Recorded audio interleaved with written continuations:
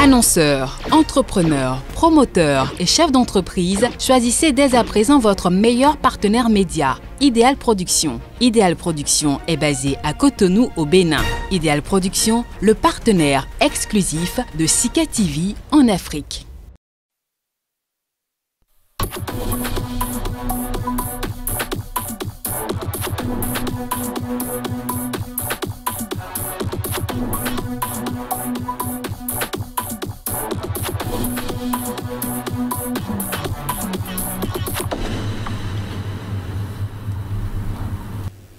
C'est votre émission culturelle artistique qui s'installe chez vous. Bienvenue à tous. J'espère que vous allez bien.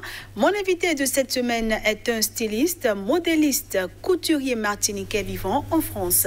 Pendant 13 minutes, il nous présentera sa vision de son métier, de la créativité et de l'inspiration à travers cette intéressante émission. Lui, c'est Emmanuel Valade. Emmanuel, bienvenue. Merci. Et merci d'avoir accepté de vous prêter à nos questions. C'est avec un grand plaisir. Alors déjà, quand et comment avez-vous découvert que vous êtes fait pour le stylisme? À l'âge de 13 ans. À l'âge de 13 ans, j'ai commencé relativement très tôt, puisqu'en fait, mes parents, ma grand-mère ainsi que ma mère faisaient la couture. Donc ce qui fait qu'en fait, je me suis très vite intéressé à la couture, au monde de la mode. On peut dire en quelque sorte que c'est un héritage? J'avoue, et je confirme que c'est un héritage.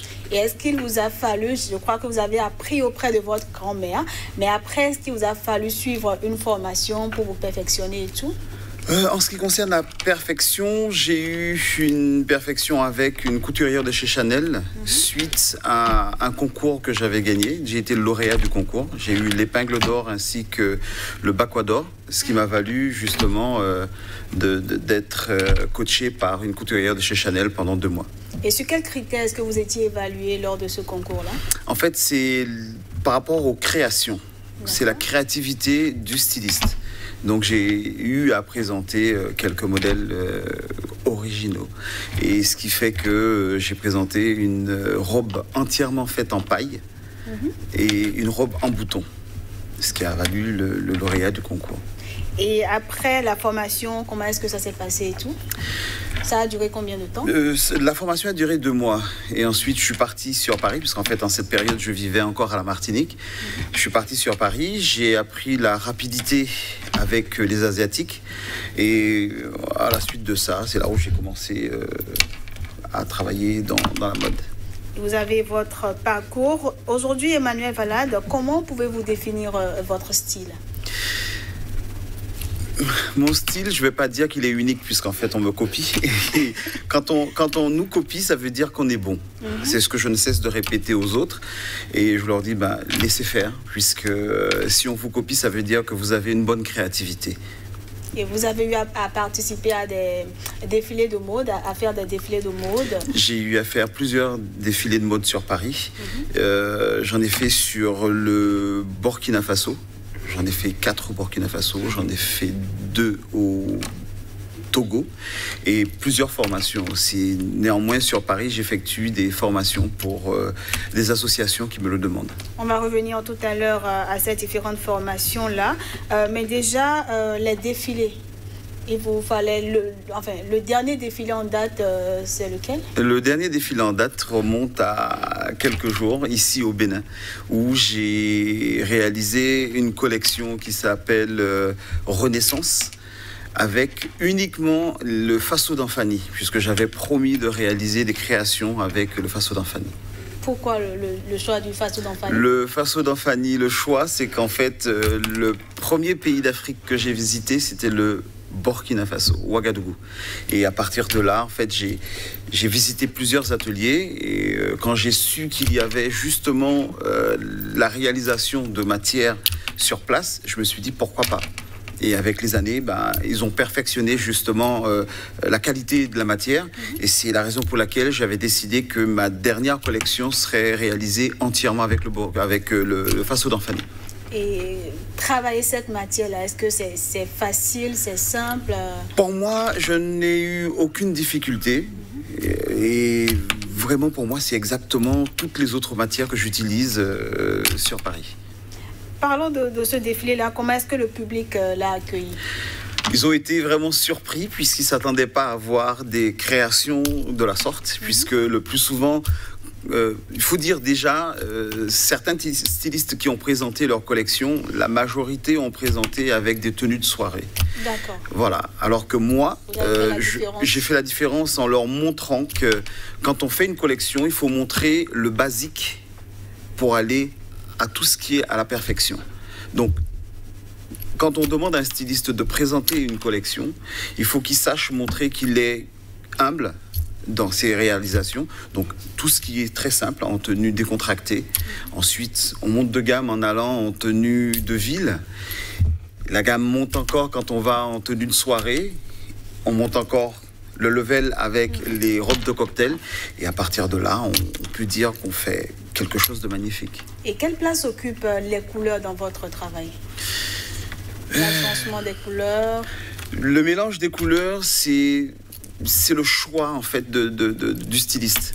C'est son choix. C'est à lui de créer la tendance, la mouvance et donner justement au public la nouvelle tendance au niveau des couleurs qui vont arriver.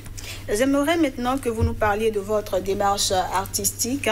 Où puisez-vous votre inspiration pour vos créations? C'est vrai qu'on m'a toujours posé cette question et je vais y répondre très sincèrement. Mes créations sont basées sur le corps de la femme black. D'accord. Assez souvent, on me sort, oui, dans tes défilés, tu n'as pas de blanche. Je suis désolé, je ne suis pas raciste. C'est important de le préciser. Tout à fait. Je ne suis pas raciste, puisque personnellement, je suis mélangé. Ma grand-mère, c'est une blanche, et le côté paternel, et côté maternel, c'est une indienne. Donc, vous voyez que c'est... Voilà. Donc, de ce côté-là, non. En fait, c'est que, pour moi, quand on me dit création, on me dit... d'où viennent ces aspirations? Pour moi, le corps de la femme black... Il y a tout, ça représente tout. Ça veut dire que la femme black est bien moulée. Voilà. Avec de belles formes. Tout à fait. Donc, je ne suis pas méchant, mais voilà. Rares sont voilà. Ces formes-là mettent mieux en valeur votre exactement. Travail. Voilà. Donc c'est plutôt... J'ai préféré que ce soit vous qui le sortiez, que ce soit moi, puisqu'en fait, ça décalerait un peu les choses. Mais néanmoins, il faut dire que le corps de la femme black ressort et donne exactement la vision que je donne aux vêtements. Alors, une autre question qui me brûlait les lèvres, c'est quand on pense mode et stylisme, il nous vient souvent ces images de défilés où des mannequins sont accoutrés de créations extravagantes et clairement importables dans la vie de tous les jours. J'aimerais connaître, vous, votre opinion sur ce pan-là de votre métier. En ce qui concerne les créations, une création doit sortir de l'ordinaire. On demande à un créateur de nous donner une vision. Donc, utiliser des matières qu'on n'utilise jamais. Ça veut dire modeler la matière avec son esprit et donner une version finie. Ce sont des modèles que l'on ne va jamais utiliser uniquement lors d'un cocktail. On peut porter ces modèles. En fait, ça s'appelle le m'as-tu vu. C'est pour pouvoir faire le buzz. On va créer uniquement pour faire le buzz. Ça veut dire qu'ils vont se dire, ah oui, d'où est-ce qu'il a eu cette vision, cette envie de créer, de modeler avec cette matière. En fait, c'est ça l'idée. Donc, on peut dire en quelque sorte que ces modèles-là sont destinés à des événements bien précis. Tout à fait. Alors justement, créer des vêtements voués à être portés tous les jours, mais qui conservent une touche d'originalité parmi le reste de la population, n'est-il pas un défi en soi? Tout à fait. Tout à fait, parce qu'en fait, quand on décide de faire une collection, il faut penser à demain, à tout un chacun qui sera capable et qui va vouloir porter nos tenues. Donc, créer demande énormément de vision et surtout savoir mélanger les matières de façon à donner un très bon résultat. Et comment parvenez-vous à innover à travers vos créations? Quelle est votre touche personnelle? Au niveau des créations, pour moi, je reste toujours très simple. J'évite d'aller au-delà de l'extravagance, sauf quand on me le demande. Par contre, là, je me lâche. Alors, Emmanuel Valade, vous le disiez tout à l'heure, il vous arrive de donner des formations. Vous l'avez déjà fait au Burkina Faso, au Bénin et dans d'autres pays. Voilà. Comment se passent généralement les formations et qu'apportez-vous concrètement aux participants? Alors, les formations que je réalise sont des formations de dessin de mode. Donc, ça veut dire, le vrai terme de stylisme, c'est le dessin de mode. Les formations que je donne là-dessus permettent aux couturiers d'être validés en tant que stylistes.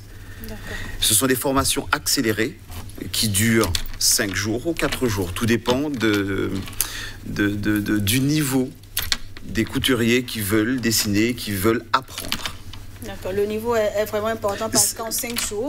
Oui, tout à fait. Voilà. Tout à fait. Alors, quel moment vous a le plus marqué de toute votre carrière? La toute dernière que je viens de réaliser au Bénin, sans vous mentir, parce qu'en fait, ils avaient soif d'apprendre. J'en ai réalisé au Burkina, j'en ai réalisé au Togo. Celle que j'ai fait l'année dernière pour le Bénin. Mais la toute dernière, très sincèrement, à la première journée, et pourtant il y en avait dedans qui ne savaient pas du tout dessiner, ils ont très bien assimilé et à la fin de la journée ils m'ont donné un croquis et ça m'a vraiment plu et j'en ai parlé le soir de l'événement puisque ça m'a vraiment touché parce que j'ai vraiment aimé, ils étaient à fond dedans. Ils voulaient même pas partir en fait le soir parce que ils étaient contents d'apprendre et de savoir qu'à la fin de la formation qu'ils étaient stylistes et qu'ils pouvaient s'appeler stylistes parce qu'il y a certains qui usurpent ce nom, qui n'ont toujours pas compris qu'on ne s'appelle pas styliste simplement parce que s'appeler styliste ça veut dire qu'on maîtrise le dessin, qu'on maîtrise la matière et d'autres personnes ne le font pas parce qu'ils se disent je suis styliste parce que je sais faire une couture. Non, ce n'est pas le cas parce qu'un styliste c'est celui qui crée, celui qui donne la première vision d'un vêtement. C'est un message vraiment important. Alors, Emmanuel Valade, nous sommes, disons, presque à la fin de cette émission. Quels sont vos projets? Alors, notre projet, nous avons créé le mode à chaud. Le mode à chaud qui permet de promouvoir, puisqu'en fait, c'est en association avec Fashion Sphere, une association qui a été créée spécialement pour promouvoir les jeunes artistes africains, tous artistes confondus. Et la structure mode à chaud permet chaque année de débloquer, on va dire, la créativité de certains couturiers, donc devenus stylistes, et on leur donne la possibilité de se mettre au devant de la scène en présentant leur collection. Emmanuel Valade, merci à vous. C'est moi qui vous remercie de m'avoir reçu. Ça a été un réel plaisir de parler de cela. J'espère que l'année prochaine, je pourrai vous habiller. Pourquoi pas? Et le plaisir sera grand. Merci à vous également. Et voilà, fidèles téléspectateurs, nous sommes à la fin de cette émission que je prends comme d'habitude. Du plaisir à vous présenter. On se dit à la prochaine.